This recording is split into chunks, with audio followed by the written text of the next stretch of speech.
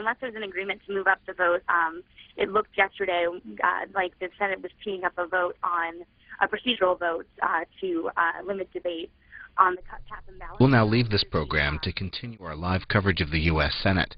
Members have just returned from a recess. President. The senator from Florida is recognized. Thank you, Mr. President. I ask unanimous consent that I be recognized to speak for up to 15 minutes. Without objection, so ordered. Thank you very much. I was witness a few moments ago to an interesting and informative exchange, and wanted to comment on that briefly. Both the leader and the senior senator from New York had some comments that I think are important to, in the context of what's being discussed here today. But I really wanted to come to the floor today because we've been getting a lot of phone calls and letters from people back home that are wondering deeply what this is all about. And these are folks that are out working every day and raising their families and running their businesses, and they want to really understand what the debate here is about. They get the gist of it, that there's this debt limit fight, and that Congress, if it doesn't do anything, we may not be able to pay some bills beginning August 2nd. But what really is behind all of this? And the best way to explain it to people is to equate it to lives of real people in the real world. And every single one of us as adults has a credit rating. In essence, there are 2 or 3 companies out there that basically rate you as an individual. And what they do is they give you a credit rating that determines, number 1, whether you're willing to pay back, and number 2, whether you have the money to pay people back. And based on that, you get something called a credit score. And people are familiar with that. Every time you try to go lease or buy a car or buy a house or anything on credit, they're going to run your credit. And it's going to tell them, this is John Smith, this is so-and-so, and this is his credit rating. And based on that, people will decide whether to lend you money or not. Well, countries have credit ratings too. And it's based on 2 things. Number 1 is your history of paying people back, and 2, on your ability to pay them back in the future. And there are 3 major companies in the world that give credit ratings to countries. 3 major companies. And what those companies are saying right now is that we're looking at America and we are worried. We're worried about 2 things. They are worried about this debt limit issue and the fact that if the debt limit's not raised, they're going to downgrade us because we're going to miss payments on this, that, or the other. They are worried about that. But they're a lot more worried about something else. And it's not our willingness to pay back, it's our ability to pay back people that lend money to the United States. Let me read you some of the quotes. This is from Moody's, which is one of the top ones. They write, government will avoid, if the government avoids default, we will likely affirm America's AAA rating. America has the top, highest credit rating in the world right now that you could possibly get. And it says if we avoid default, they will likely affirm our AAA rating, but they will still assign us on something called the negative outlook unless there is, and this is the money line, substantial and credible budget agreement to cut the deficit. So what they're basically saying is, if you raise the debt limit, you may temporarily avoid being downgraded, but ultimately we're still putting you on a watch list, and we're ultimately still going to downgrade you unless you have a substantial and credible budget agreement to cut the deficit. Now, what does that mean? They go on to elaborate. They say, well, that agreement should include a deficit trajectory, basically a path of deficits that leads to a stabilization and ultimately a decline in your deficit, particularly in how much money you owe compared to how big your economy is. That's what they want us to see. What they want to see is they want to see a plan in place that shows how we stop growing the deficit and then how we start reducing it. That's what they're saying. And then they actually talk about specific numbers. And they have said, their analysts have said, we think $1.5 trillion of cuts this year over the next 10 years is a plan that's too little. We think $4 trillion might be enough. That's from Moody's. Standard & Poor's, the other rating company, they wrote very clearly that even if the parties, meaning Republicans and Democrats, even if they agree to raise the debt limit, it may not be enough to avoid downgrade. That's the second credit house. They're saying even if you raise the debt limit, we may still downgrade you. And in order to avoid a downgrade, you need a plan that reduces annual budget deficits by at least $4 trillion over the next 10 years. We hear the $4 trillion number again. This is the second rating company basically saying, yeah, the debt limit is a problem, but what we're really worried about is do you have a plan to deal with the debt and the deficits? And then the third major company called Fitch, what they wrote is that we're looking for an agreement on credible fiscal consolidation strategy in order to secure America's top credit rating, the AAA.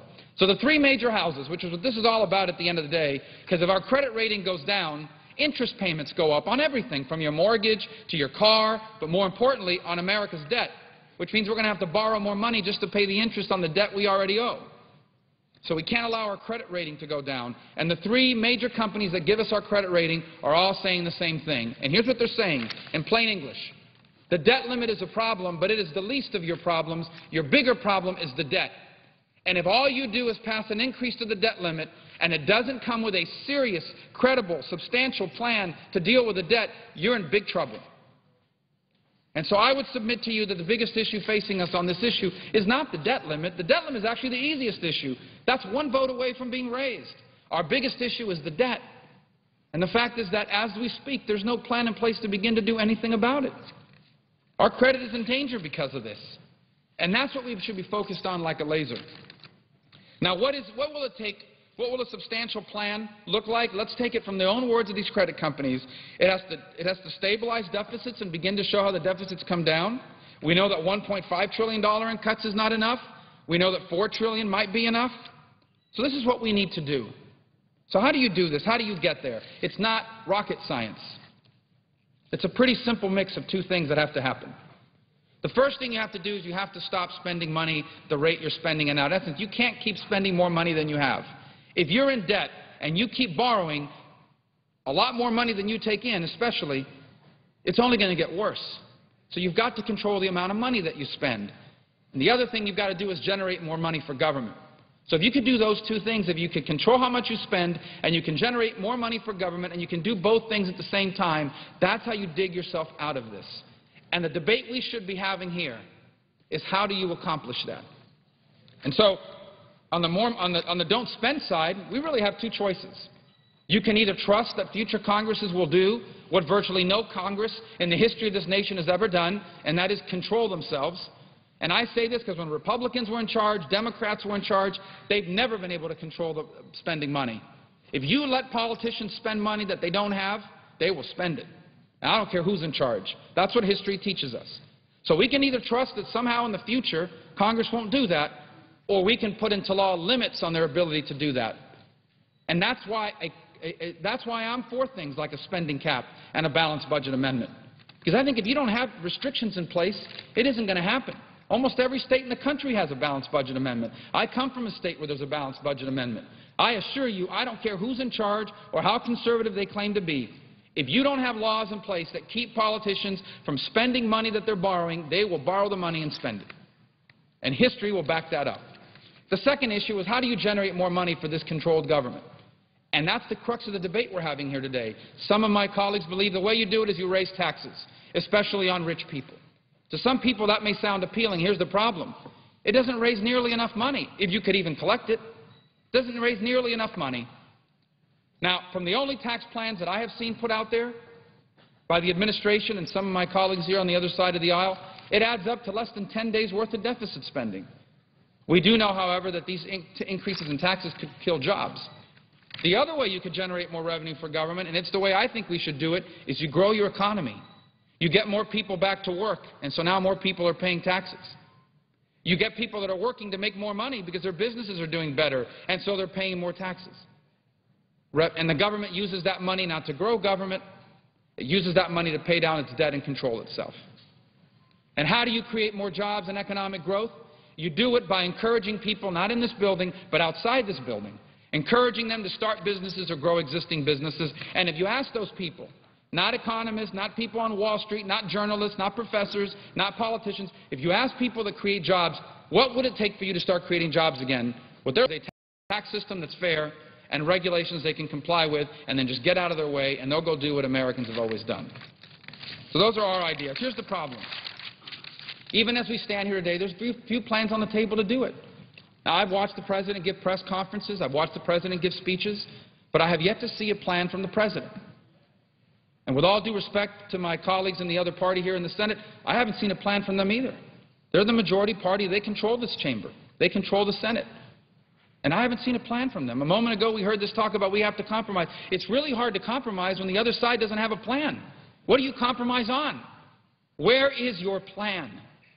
You can't compromise if only one person is offering plans. There is only one plan that has been voted on by any House to deal with this issue, and it's the one we're on right now, cut, cap, and balance. I would submit that if you don't like cut, cap, and balance, if you don't think we need to cut spending, cap spending, and balance our budget, then show us your alternative. Or maybe you do believe we need to cut cap and balance, but you don't like the way this bill cuts spending, caps spending, and balances spending. Fine. Offer your version of cut, cap, and balance. Let's proceed to this bill. Let's get on this bill that the House has passed, and if you don't like it, change it. You've got the votes here to do it. If you've got a better idea, bring this bill up and amend it and put your ideas on it. But how could you ask for compromise? How could you ask the House, how could you scold Republicans in the House for refusing to compromise if you don't have a plan of your own? How can you compromise if you don't have any ideas of your own? It's not a fair thing to say. And so I would urge the leadership of this chamber and the President of the United States to offer their ideas on paper. Put your ideas on paper and offer them so we can begin to work on this concept of compromise that you've offered. Because you can't compromise and you can't negotiate with people that will not offer a plan. Why don't you vote to proceed to cut, cap, and balance? Proceed to this bill so we could have a debate on this bill and so you could offer your ideas on this bill. This is the perfect opportunity to do it. Let's stop negotiating in the media and through press conferences and start doing it here on this floor, which is what people sent us here to do. And I hope that that's what will happen. Mr. President, I'll yield the floor, and I'll note the absence of a quorum. Clerk will call the roll. Mr. Akaka.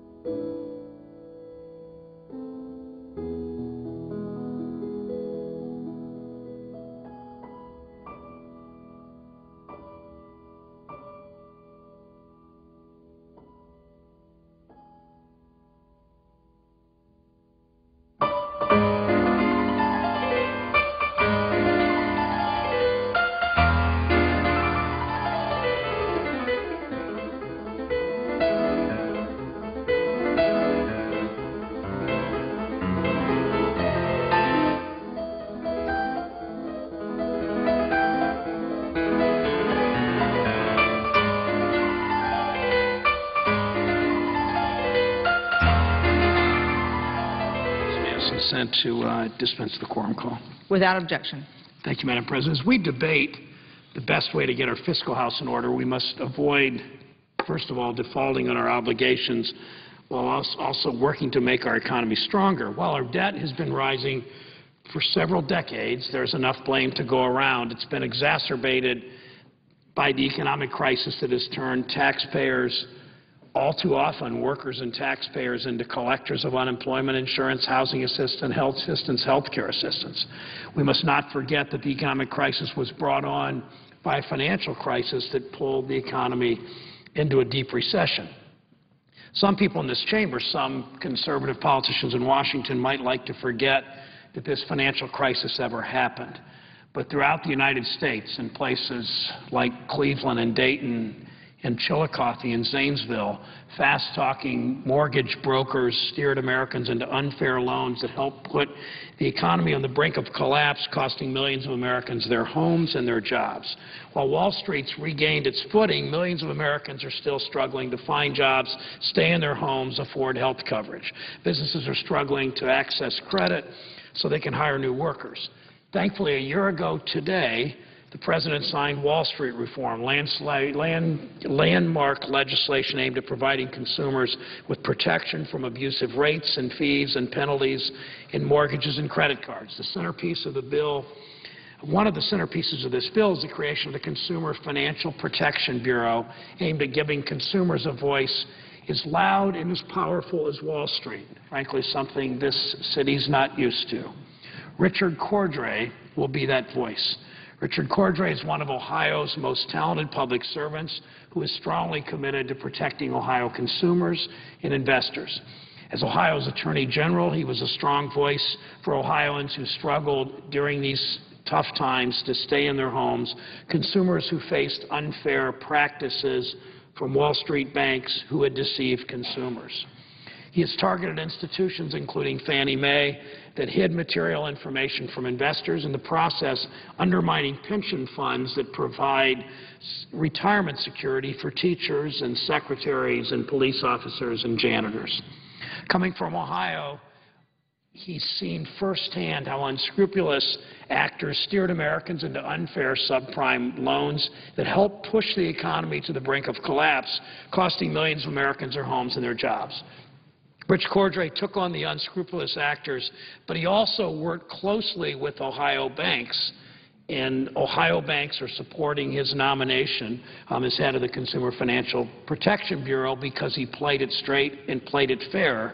He worked closely with them to promote financial literacy, to craft effective targeted legislation distinguishing traditional banks, those that lend and those that are in fact the lifeblood of any economy, from those banks engaged, those companies or Wall Street institutions engaged in predatory lending and other institutions, as he's been throughout his career, which will be a strong voice for consumers at the Consumer Financial Protection Bureau as it carries out its mission. It's a mission of bringing oversight and transparency to checking accounts and credit cards and mortgages and student loans, and ensuring that our financial system continues to support job creation. The Consumer Financial Protection Bureau is already starting to make a difference. It's working to make sure that credit card terms and loan contracts are written in ways that people can understand in plain English. It's earned rave reviews from industry and consumer groups alike for the substance and the process involved in creating a new model mortgage loan disclosure form. The Consumer Financial Protection Bureau is helping our men and women in uniform, preventing them from being targeted by bad actors. And you can see them like vultures surrounding military bases, as they do at Wright Pat Air Force Base in Dayton and other places, preventing soldiers from being targeted by these bad actors, committing fraud and engaging in deceptive financial practices. When Rich was Attorney General in my state of Ohio, he was the first state attorney general to take on unscrupulous bankers to sue a mortgage lender over foreclosure fraud. Through his efforts, he's helped recover billions of dollars for Ohioans. I'm proud to work with him to identify financial predators that prey on homeowners facing foreclosure. When he was Ohio Treasurer, he worked across party lines to strengthen Ohio's finances. Besides being a whiz at Jeopardy, he was a 5-time winner. Rich is a great human being and a devoted family man. The challenges he'll face in his new position are great. I know he'll be strengthened by his wife, Peggy, and his twins, Holly and Danny. Madam President, I urge my colleagues to support Rich Cordray to be head of the new Consumer Financial Protection Bureau. It will help consumers. It will help banks. It will help our economy for him to assume that position. Madam President, I yield the floor and suggest the absence of a quorum. The clerk will call the roll. Mr. Akaka.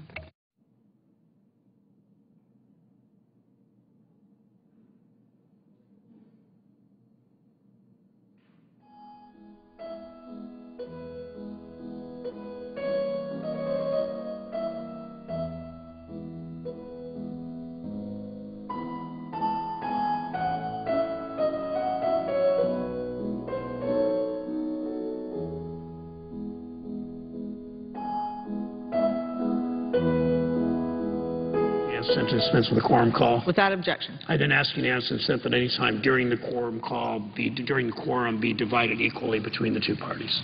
Without objection. Madam President, I note the absence of a quorum. The clerk will call the roll. Mr. Akaka.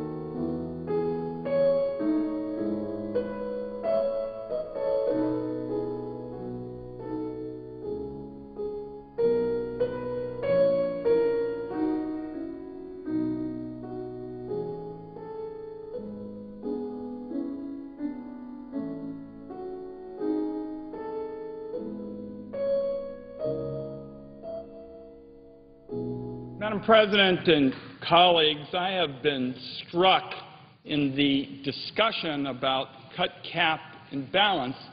There has been virtually no mention of the number one issue on the minds of the American people, and that is jobs. What we need above anything else is creating more good-paying jobs. And in this discussion about cut, cap, and balance, the whole question of jobs has virtually not come up at all, Madam President. Now, what we know is between the worst of this fiscal crisis and the end of 2010, we lost 8.5 million jobs, and our country's only recovered a small portion of those jobs. And the fact is, many of those new jobs that have been created don't pay as much as the jobs that have been lost. We also know that millions of our people can't find full-time work, and they've had to settle for part-time jobs to make ends meet. Cut, cap, and balance virtually ignores that question. I hear, for example, Madam President, from our business community. They have a very serious challenge in terms of generating sales.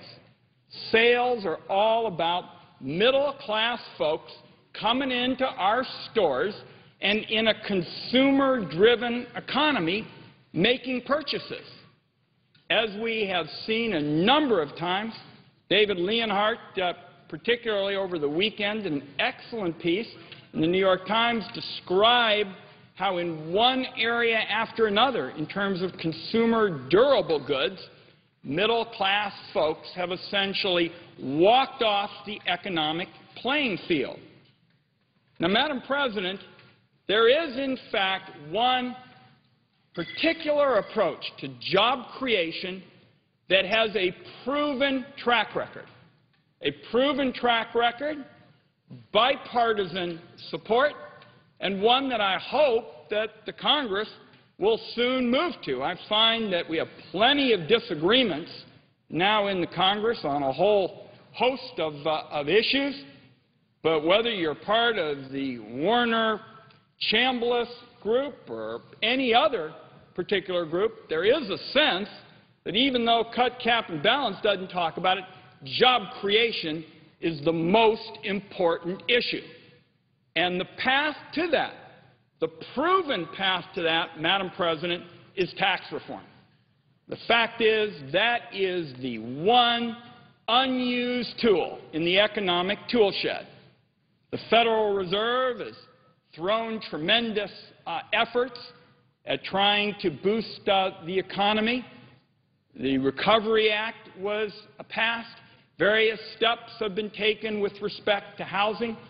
Tax reform is the one area that has not yet, from the economic, tool shed, been picked up and actually used. And I think the country understands what needs to be done, certainly the Congress. We had the report from the Bush Commission.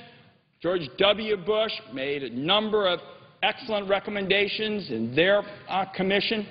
The Volcker Commission for President Obama had a number of sensible ideas.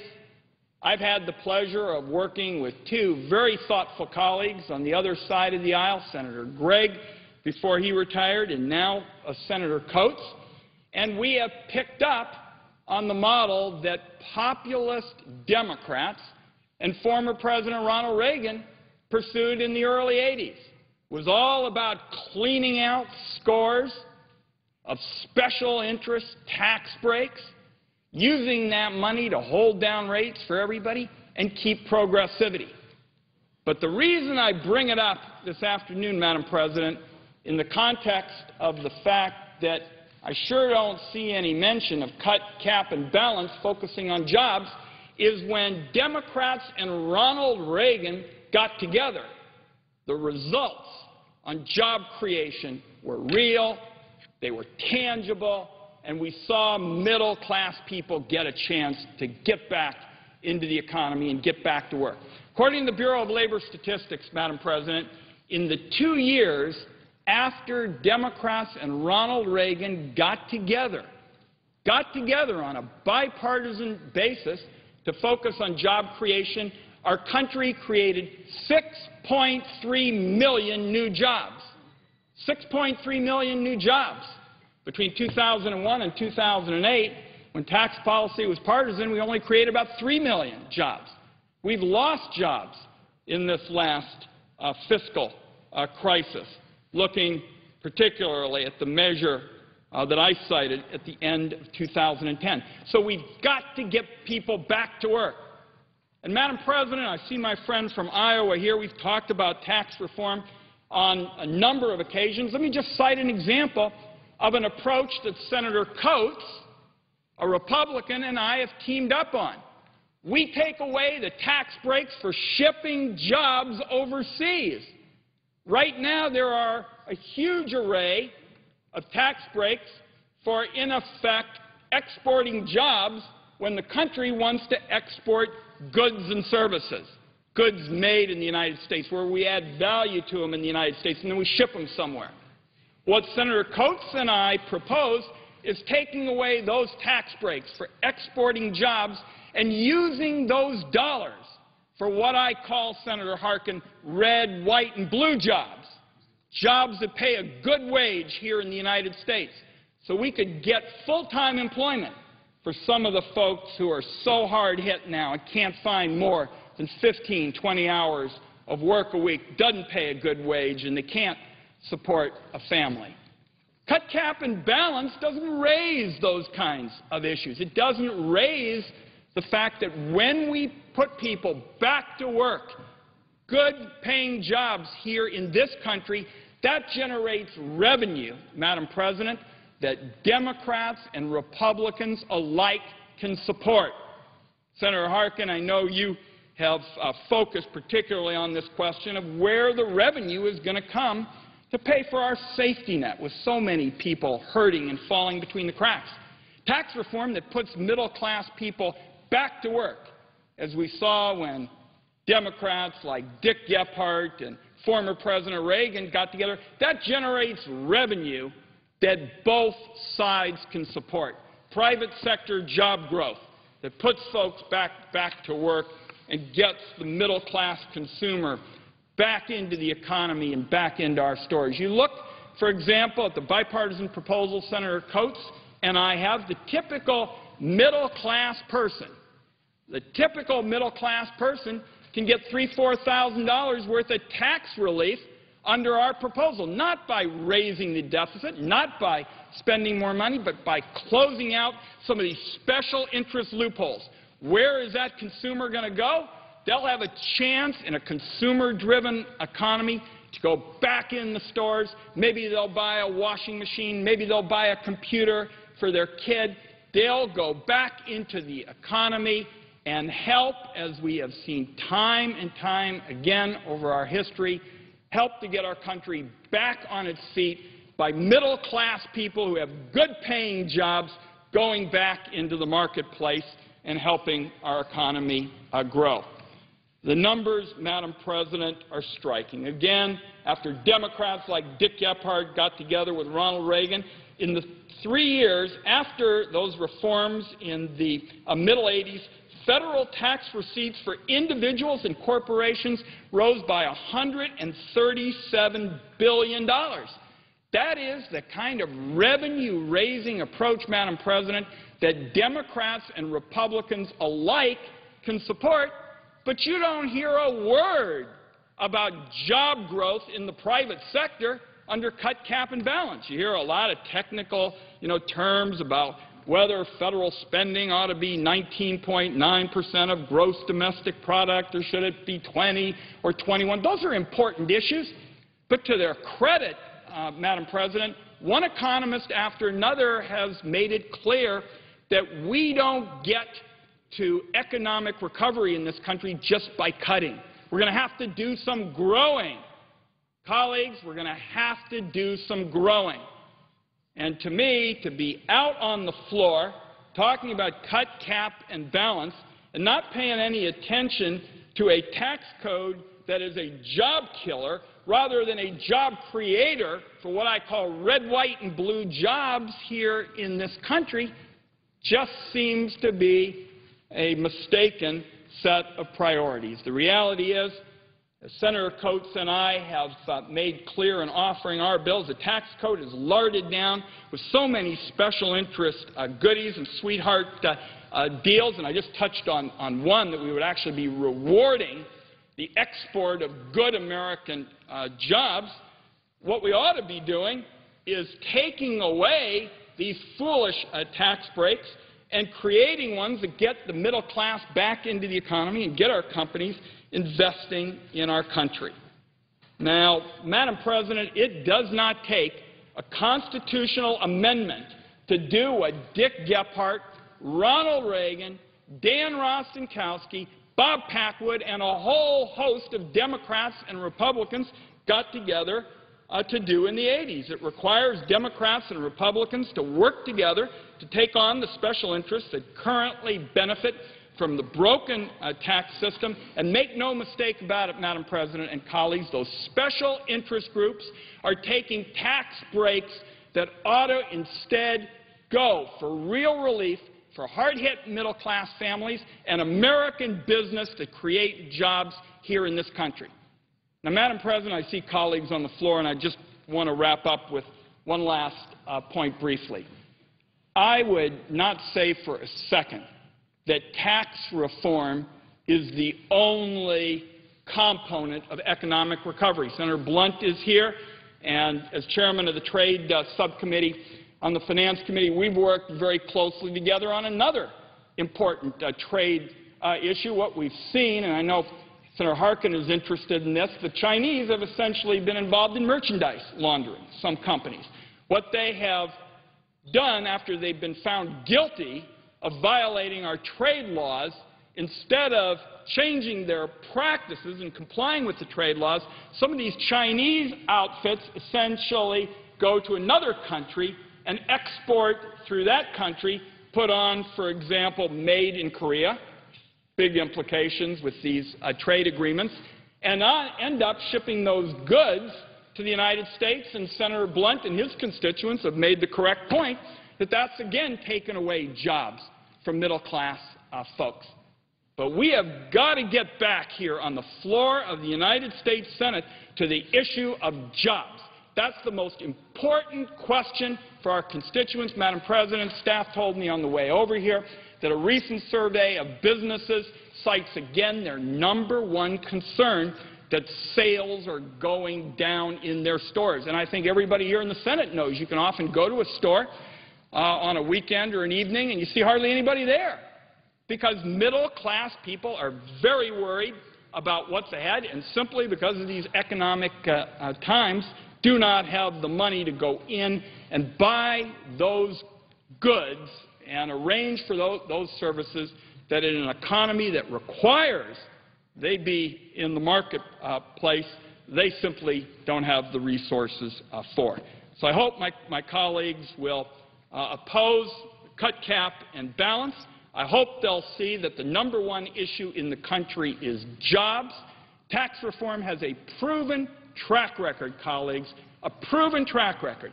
6.3 million new jobs in the 2 years after Ronald Reagan, a conservative president, and Dick Gephardt, a populist Democrat, got together, a conservative Republican president, a populist, Democrat.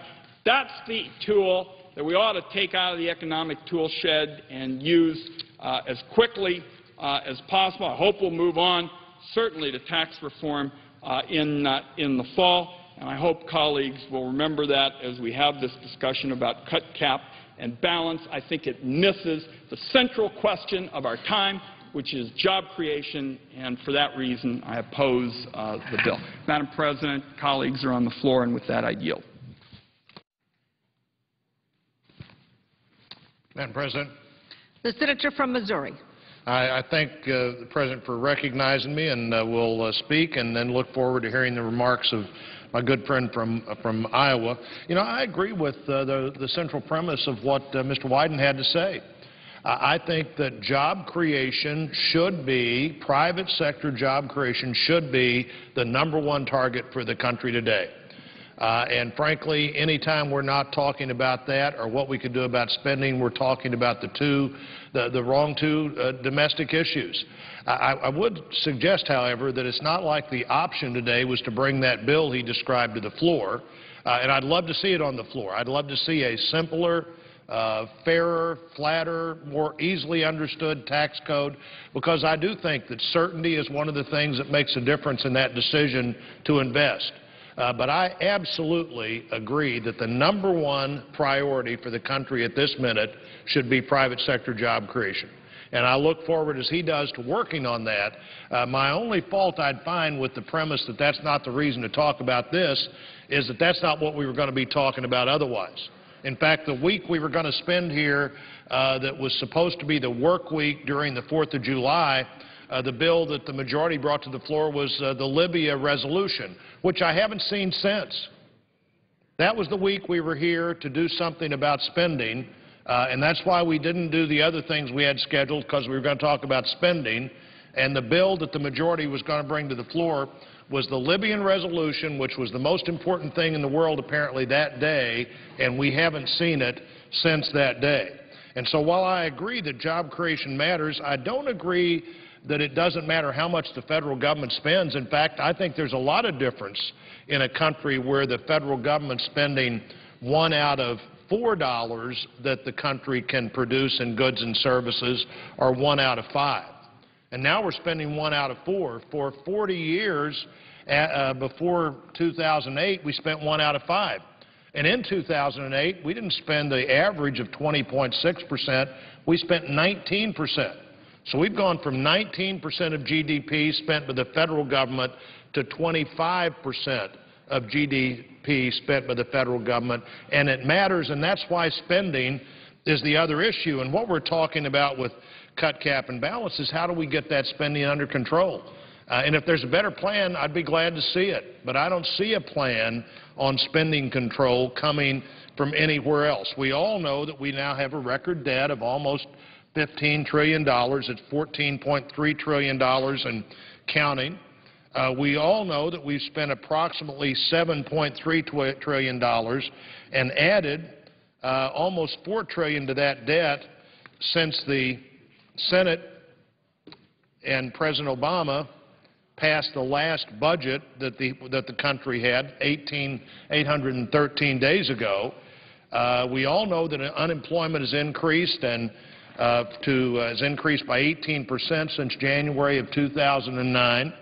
And in the 29 months since then, despite the so-called stimulus package, unemployment has been over 8% every month for 29 months, and it was 9.2% in the month of June.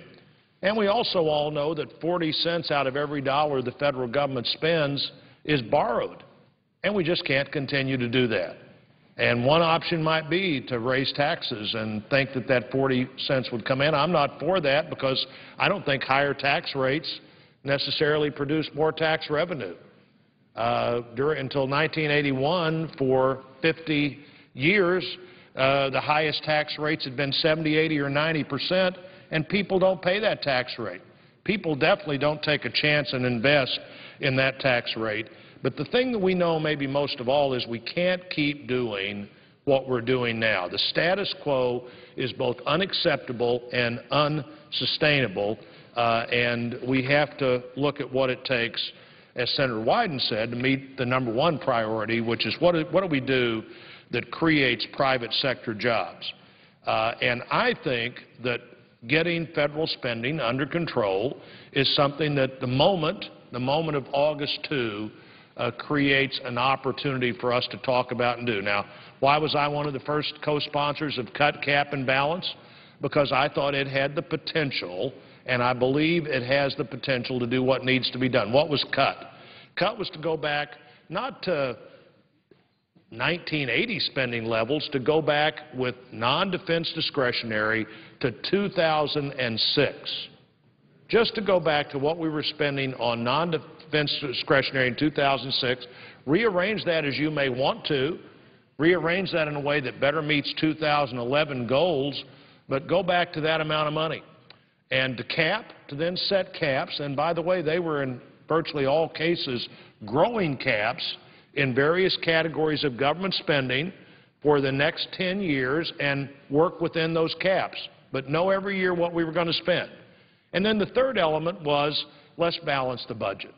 And while I've always been for the balanced budget and a balanced budget amendment, I believe now more than I ever have that it is the tool that ensures not just 5 years from now, but 55 years from now, that we just have to simply get the resources of government and the expending of government in place. 49 states, including my state, including Missouri, have a balanced budget amendment. Every family at some point or another has to deal with the reality of a balanced budget amendment, and these provisions take us in the right direction. Now, President Obama has said he'd veto this bill if it passed. It's already passed the House. If it would pass the Senate this week, I don't know that the President would veto it if he really was faced with those options, but he said he would. I guess we might have to test that, but we shouldn't not vote for this because the President said he's going to veto it. We should vote for this because it is the right thing to do to get the spending of the federal government under control. Missourians deserve better. Americans deserve better. Both parties, no doubt, have contributed to where we are right now in our current economic situation. And frankly, Madam President, both parties have to find a way out. It takes three things to pass a bill in Washington. It takes the House of Representatives, it takes the Senate, and it takes the White House for a bill to become law. My party, the Republican Party, controls one of those. Our friends on the other side control the other two. So how do any of us think we're going to get everything we want in this environment, but we have to work toward the right result? I think cut, cap, and balance would produce that result. I think we do have to get on the work of being focused on what do we do to create private sector jobs, and what do we do to get this spending under control. American families have to deal with this all the time. It's time that their government dealt with it as well. I don't want to settle for business as usual. We have a unique opportunity here. Are we going to be like everybody else? Are we going to be like Greece and Ireland and Portugal and Italy and so many countries in the world today? Or are we going to set a different path, a path that shows that we're prepared to control and rein in federal spending and do what's necessary to encourage private job sector growth? I hope we can join together and find a solution. This is the moment we need to do it. Madam President, I'm looking forward to working with you and others. And I know I'm yielding the floor now to my good friend, Mr. Harkin from Iowa. We're working together on the Missouri River Working Group. We're sponsoring legislation together for Special Olympics. And we can find solutions to these problems if we want to find solutions. And that's what the people we work for deserve.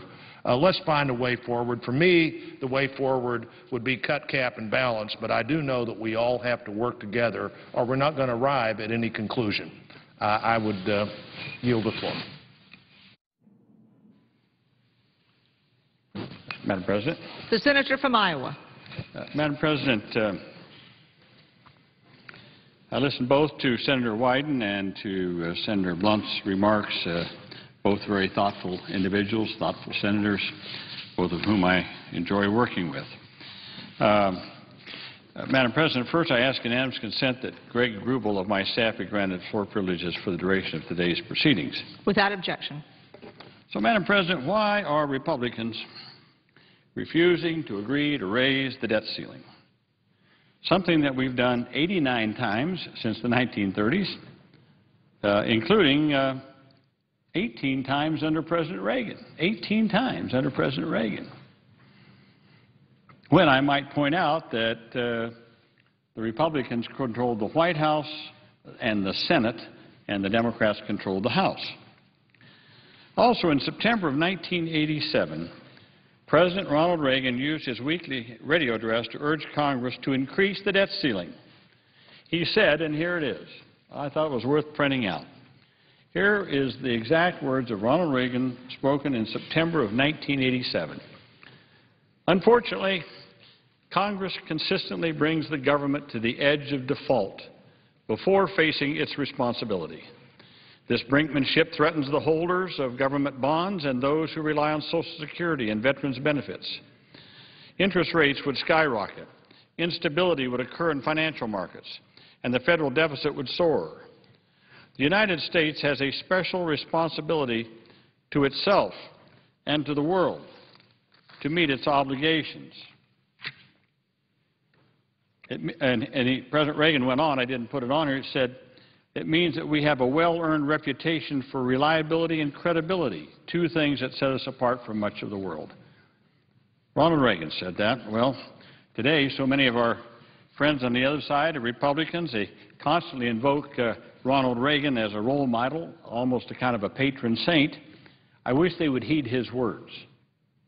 and what he said in September of 1987.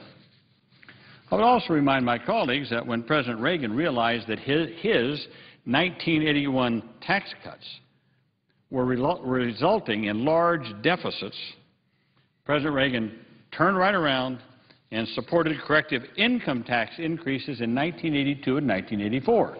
That's right. President Reagan supported income tax increases in 1982 and 1984. In stark contrast to President Reagan's example, today's Republicans reject any compromise that requires raising any new revenues from the wealthy.